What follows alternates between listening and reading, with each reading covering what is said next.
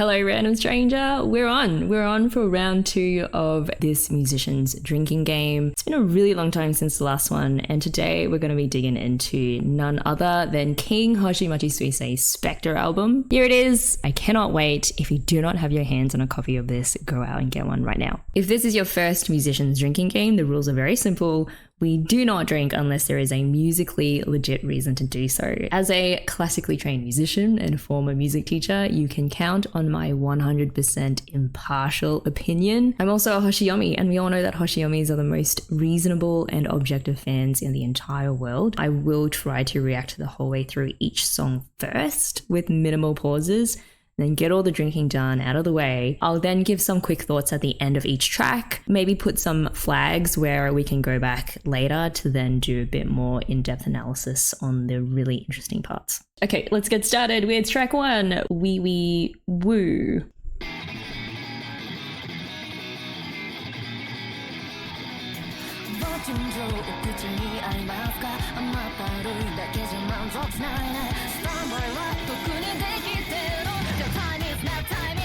Huh?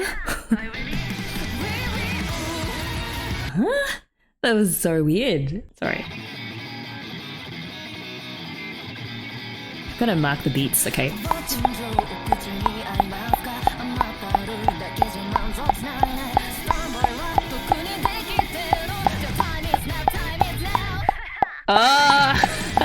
so cool. So we are in 4/4 time. We never stopped being in 4/4 time. It's just that when Sui got to the time is now, we lost the bass drum that was kicking in on every beat. And then they made it sound like the tempo sped up, when what they really did was just, I think, we'll have to go back and look at it closer, but I think they just kind of evened out the syncopated or like the offbeat notes by, how do I put it? By shortening the rhythmic value of the first few notes. Specifically, it goes from a 3 plus 3 plus 4 plus 2 plus 2 plus 2 16th note division to a more evenly spaced 2.5 plus 2.5 plus 2.5 plus 2.5 plus 2.5 plus 3.5 16th note division. The first 3 notes are thus shortened, making the tempo sound as if it's sped up when in fact it hasn't. If you want to maths, skip to analysis.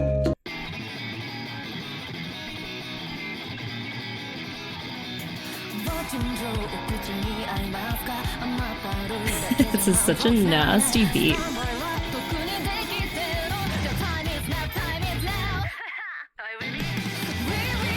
Yeah. Oh my god, this is still all over again. I'm just pausing the first 20 seconds. When Sui comes in with the wee wee woo on the strong beats, it's kind of reminiscent of Stella actually.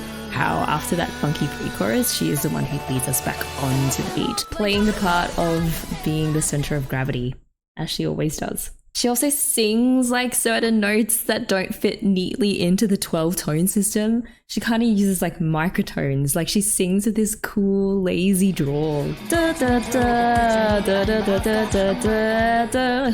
It's so cool.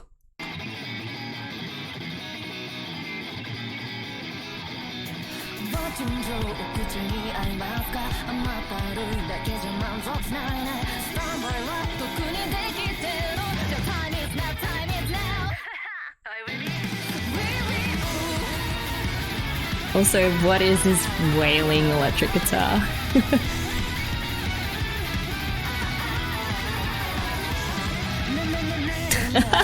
Na na na na.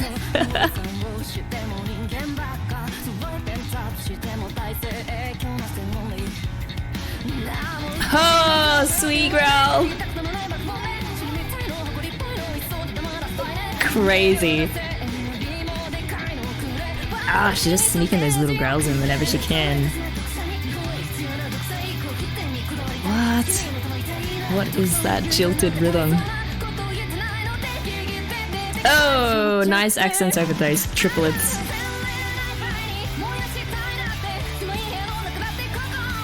Holy crap. This BPM is mad.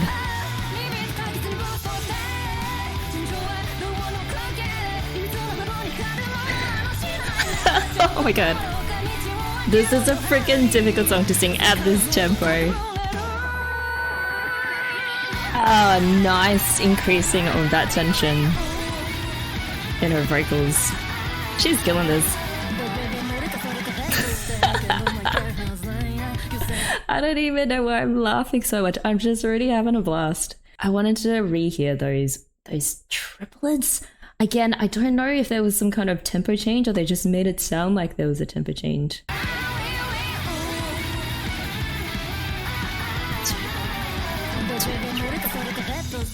Okay, again, there's no tempo change. I think Sui just played with those triplets like da da da da da da da da da, like to make it feel like the tempo's been warped. I think she just put a bit of vibrato on those triplets. Ah, that was so cool. Da da da da da da da. Love it. Yes, I love how they hollowed out the instrumental here.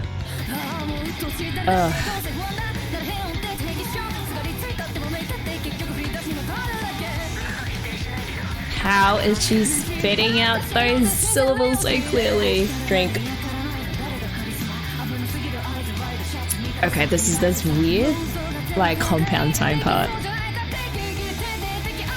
Oh!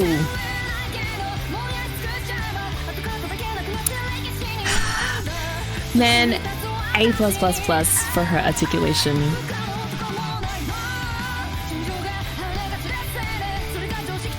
There's that clean sound in the background.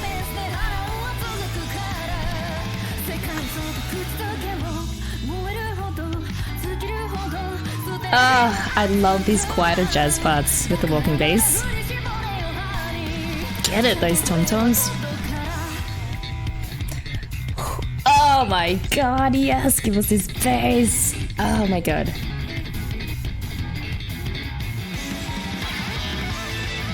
Also, we're going to talk about those piano chords.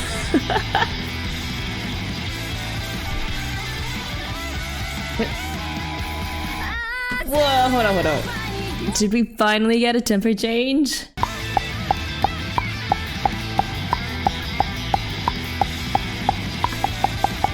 Yes, there's a tempo change there, for sure. This is wild. Hey, that big dramatic chromatic progression in the bass line.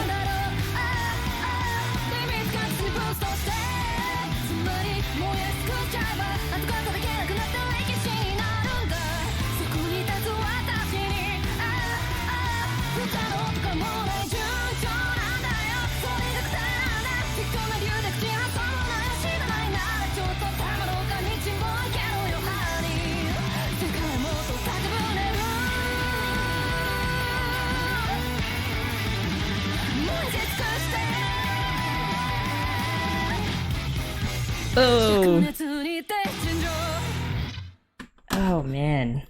That was a banging ending. This track is crazy fun. It's like, it's just pedal to the floor with how aggressive every element is.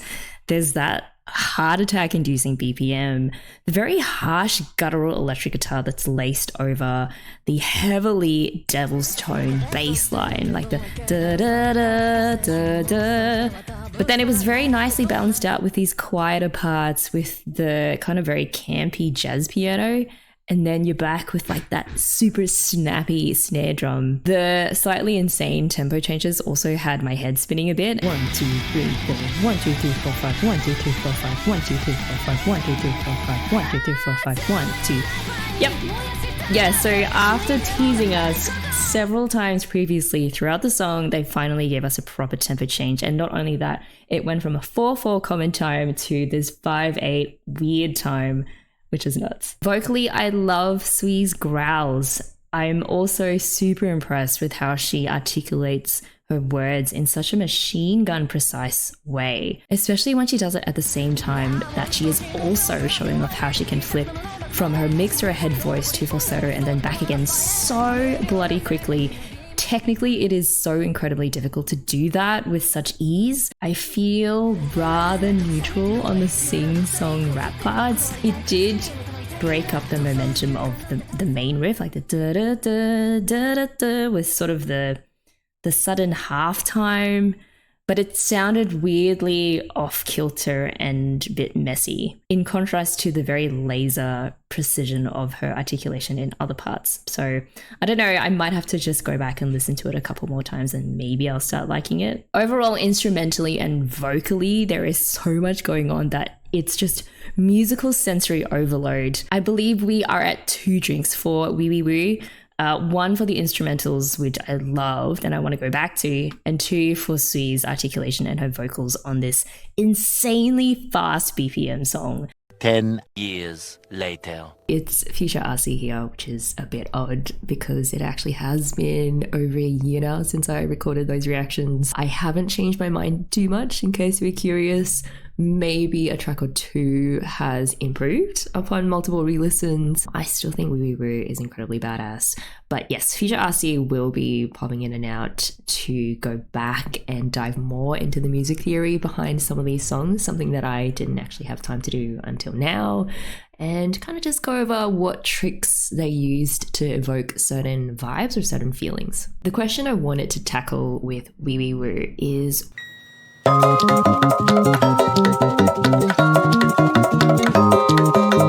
alright, here we go. So the first part of the answer is, of course, the incredibly fast BPM or beats per minute, which is just how we measure the speed or the tempo of a song. The higher the BPM, the faster the song. To put into context just how bloody fast Wee Wee Woo, I wish there was an easier way to say that, how fast Wee Wee Woo is. This is a scale of different tempos from really, really slow to really, really fast. Just ignore the schmancy Italian terms. All you really need to know is that Wee Wee Woo falls here, just past cheetah speed. But what really and truly makes Wee Wee Woo impressive is that Suisei is singing and articulating these 8th and 16th notes flawlessly over this 178 presto, or faster than a cheetah BPM. So 8th and 16th notes, they're just subdivisions that we can make with notes. Wee Wee Woo, as we said, is in common or 4/4 time, which means that there are 4 beats of quarter notes per bar or per measure. So like 1, 2, 3, 4, 1, 2, 3, 4. Now, if you subdivide each quarter note into 2, you get 8th notes, which are twice as fast as quarter notes. And then if you further subdivide each 8th note into 2 again, you get 16th notes, which are again twice as fast as 8th notes and 4 times as fast as quarter notes. The point of me harping on about these 8th and 16th notes is just so that I can say that for Sui to be murdering these 8th and 16th notes at a 178 BPM is truly beast mode. And on top of that, like here, she sings these quick, perfect 5th jumps from the E5 to the B5 in the pitch range where it sounded like she had to sing through her passaggio, which is the transition area where the voice flips registers and suddenly has to work different muscles to produce different sound frequencies. Any singer will tell you that doing that without her voice cracking is also really impressive. I know I could have just said Suisei sings so good, but I think showing the relative speed of the song compared to, the grand scale of things, and also the subdivisions and the actual notes in the music solidifies her badassery. So there's a science, I think, to Suisei's madness. Thing number 2 that makes Wee Wee Woo so badass is all of the different ways that they played with rhythm to make it sound as if the tempo had changed when it actually hadn't. So I think throughout the reaction, I was like, wait, was that tempo change? No, actually, I went back and it was just some tempo trick that they played. There was, for example, the part that really gave me the kicks where Suisei sang with the tempo rubato, which literally means to steal time. In other words, she sang some notes a bit slower and some a bit faster, but they all balanced out so that the overall speed didn't change. There was also like the pre-chorus rap part where the drums switch to half time. So technically a tempo change because they take the length of one measure, then they stretch it out over 2 measures, but the time value itself relative to the speed stays the same. In other words, instead of the snare hitting on the 2 and the 4, time gets stretched out twice as long. So the snare hits on the 3 and the 7. My ultimate favorite tempo trick though was this hugely irregular rhythm division right at the start in the intro. Okay, so this is the first line of Wee Wee Woo. Now remember our 16th notes. Each bar of 4/4 time has 16 16th notes. The reason why Suisei sounds offbeat is because each syllable that she sings is given an irregular number of 16th note values. So for example, the first 3 notes when she sings What's Junjo takes up the time value of 3, 3, and 4. The next bar is the same, so it's a ni, I must, 3, 3, 4. The rest of the bar is filled up with the other 16th notes, but don't worry about that. What is really important is the first 3 notes of each bar. When Sui hits the time is now, the structure suddenly changes on us. So instead of the first 3 notes of the bar having a 3, 3, 4 16th note structure like all the previous measures, it switches to a more evenly grouped 2.5 16th notes.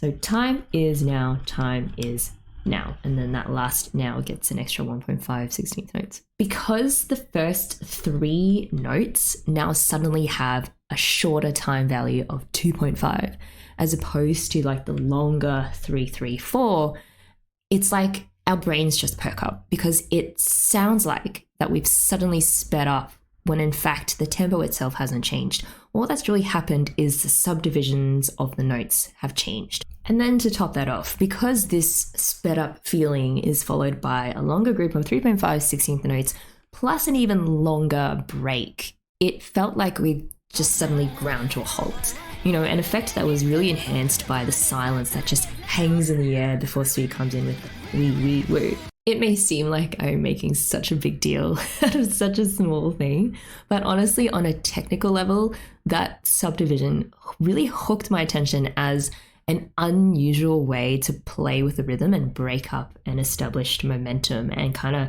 cause a bit of weirdness with like the way our brains is picking up on the beat. I literally listened to that 19-second clip like 50 times just to make sure I had it right. And I think this is really like technically something that current and future songwriters really should sort of store away in their toolbox as a way to create interest and uniqueness in the rhythm. Look, man, they could have subdivided the notes the way that 99.5% of other songs do it. Yeah. Versace, Medusa head on me like I'm Illuminati.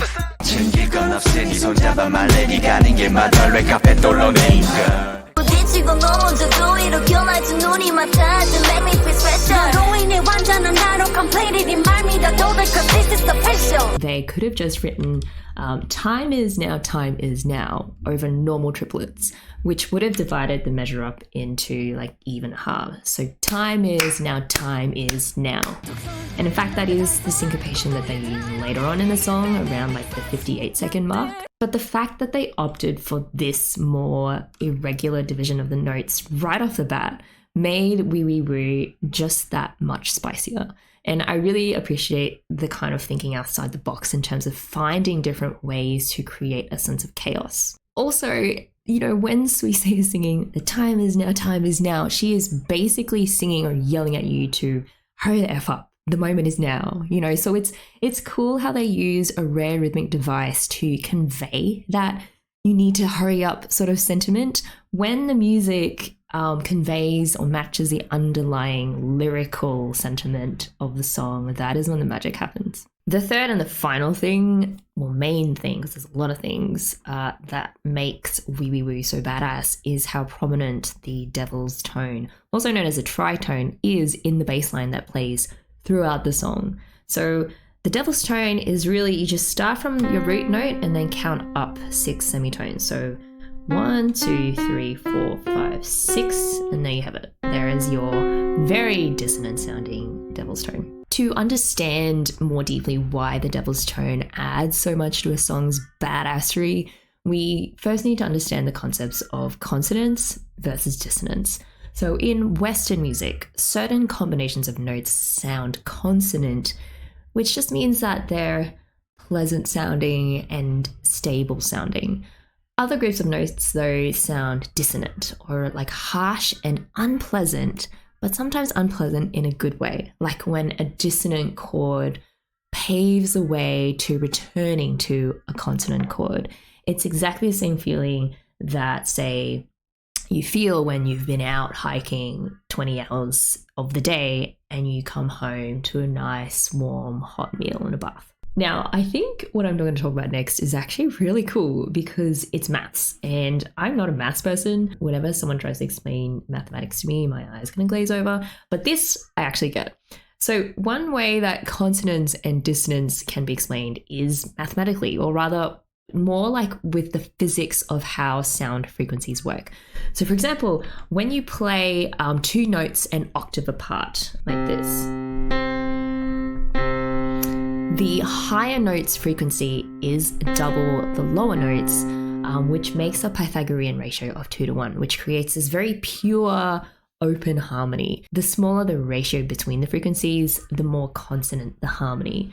And on the flip side, the more complex the ratio, the more dissonant the harmony. This is another very common example. This is the perfect fifth, which is 7 semitones apart. And that has a ratio of 3:2. Meaning the upper note makes 3 vibrations in the same time that the lower note makes 2.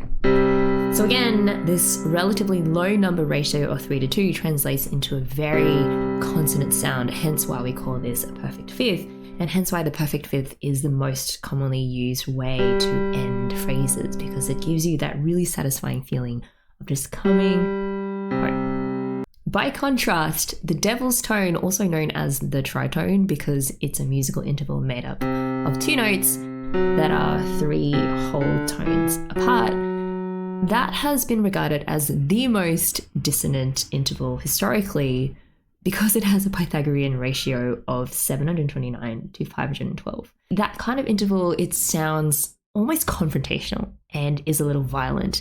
You know, you can hear it when you play it. It's a sound of harshness and defiance, which is why it was so often used in rock music to this day. Some of the instrumental parts in Wee Wee Woo, they really throw the devil's tone in your face, like constantly. And the way that they do that is that they seesaw back and forth between a super consonant interval, so the perfect fifth specifically, and the tritone, a super dissonant one. It's just constantly going like this. Perfect fifth, devil's tone. Sometimes the bass line will go to the tritone first and then back to the fifth. But what's common across all situations is that your brain is picking up on this constant ping-ponging between the consonants of the perfect fifth and the dissonance of the tritone. Alright, so let's focus on the electric guitar.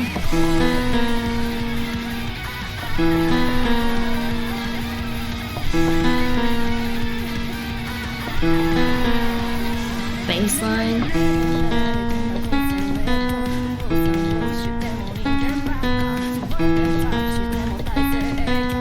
It's the same mechanic that other classic rock songs use to ramp up the badassery. So, for example, in that really famous vocal riff in Led Zeppelin's Immigrant Song, they whip back and forth between a perfect octave and then a major seventh, which is another really dissonant interval. Okay, so just get ready for that octave, immediately followed by the seventh. Octave, seventh, octave.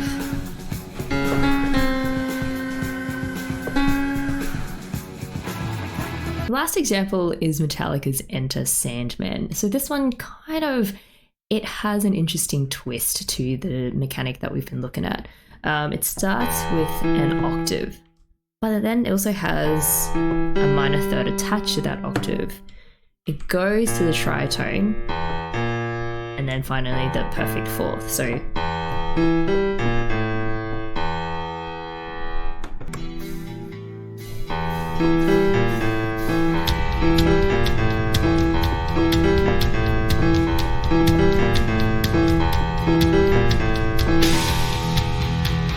so cool. I could do this all day.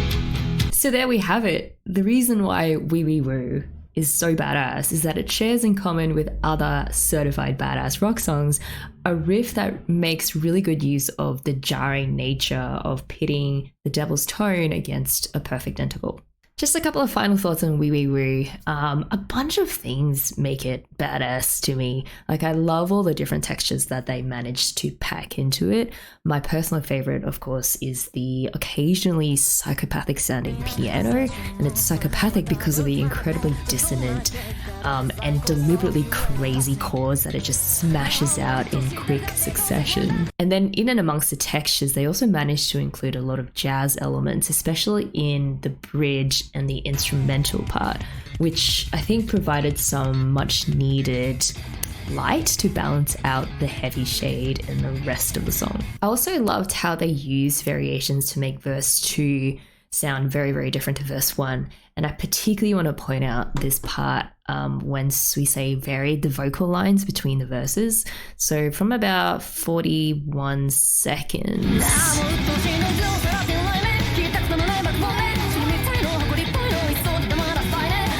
So that's verse 1. And then if you jump to about 148, she varies that incredibly, ridiculously articulated fast line.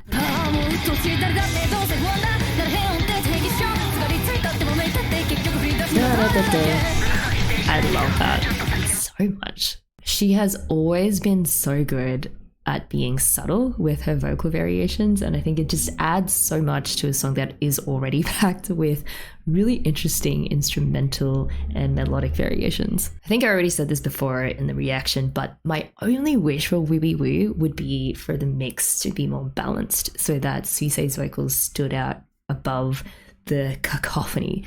But even despite that, it manages to be a fantastic song, and it is probably one of my favorites on the album. So all we have left is to watch the MV of Wee Wee Woo, and here we go. Of course, the whole place is on fire. I don't even know what else I expected for this song. Of course, it's just fire. I mean, if I had to theorize as to who started the fire, either Suisei set the stage on fire herself, or I blame the ridiculous 178 BPM. Because of how hard that guitarist is shredding, I would not be surprised if they started this fire.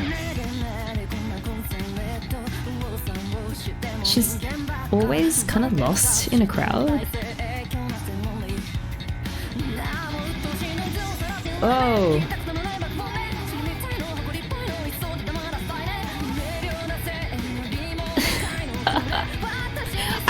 It is so on brand for Suisei to just strut through a post-apocalyptic landscape while she is showing off how she can sing flawlessly through her passaggio. Okay, so I'm getting the feeling that this song is just blasting the toxic elements of social media, or maybe it's just her having to be the center of some unwanted attention sometimes. Either way, she's burning the world down, so good for her. And just floating traffic cone for some reason. It's absolute chaos, just fire and chaos. I still love that part. Oh, this reminds me of Ghost. Like, why is she always sitting on really tall buildings? Oh, and she actually jumps in this one. Okay. She's fine. Ooh, it's like, she's like giving herself over to the dark side, like that black swirling thing. And just giving herself over to the devil's tone.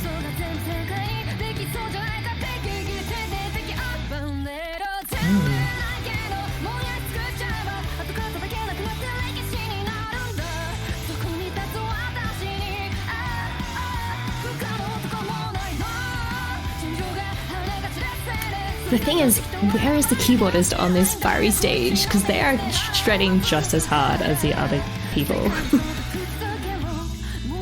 And this part comes in at just the exact right moment. Just to offer some lightness. Okay, let's see some instrumentalist shredding. Or just like show shots of Suisei's stomach and shoes. Oh well, okay. Suisei, what are you running towards? maybe a better music production team for your next album.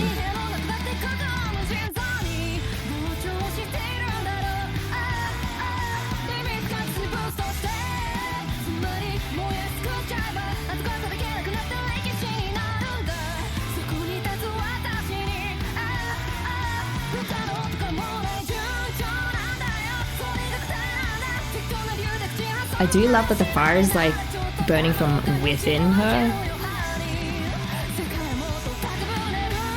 God, that floating traffic cone, it bothers me. So she's running towards this blue wall. I don't know what that symbolizes, so... Okay, that was a pretty cool MV. Just listening to this song again like this in full, it again reinforces how this is the perfect song to channel your rage through if you have the technical chops to do so, and Suisei definitely has that in spades. It's fast, it's fire, you know, it has all the right compositional elements that create a really nice shape in terms of song development. The only part that I would say I still find a bit weird is the rap part, but look, it's fine. I think the rest of the song is so banging and so on fire that it really doesn't matter. And I think it's great that she experiments every now and then with rap. So he is hoping to some more in her future works. That is a wrap for Wee Wee Woo. Thank you so much for nerding out with me. I will be releasing reactions and analysis for every song on Specter in the coming weeks, so keep an eye out for updates to the Specter analysis playlist. I actually also have a Ko-fi account now. A number of you very kindly asked if there is a way that you can support me to do more of this sort of content. That is set up now. If you do decide to give, and please only do so if you are in a position to, feel free to also include a song recommendation in the message. There is absolutely no guarantee, of course, that I will get to it in a timely manner, but I will be making a note of every single recommendation and like starting a tally, and I'll probably put up a spreadsheet of that tally soon so that when I do get some spare time, that will be the first list that I look at. And I think that's probably a lot more efficient than trolling through hundreds of YouTube comments. That's it from me now. I will be back with another reaction next week.